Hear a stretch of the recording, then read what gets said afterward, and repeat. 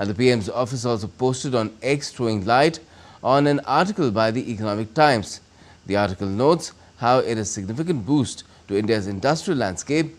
Government initiatives like Make in India and production-linked incentives or PLI schemes are fostering a pro-manufacturing environment, as highlighted by Ceratizit, a global leader in cutting tools.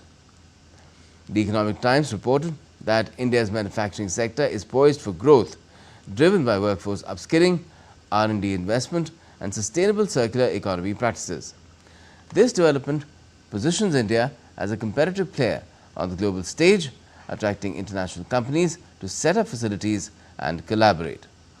With Ceratizit expanding its local production in Bengaluru and Kolkata, this shift underscores India's potential to lead in advanced manufacturing, bolstered by the government support and a skilled workforce, marking a new era of economic empowerment and innovation.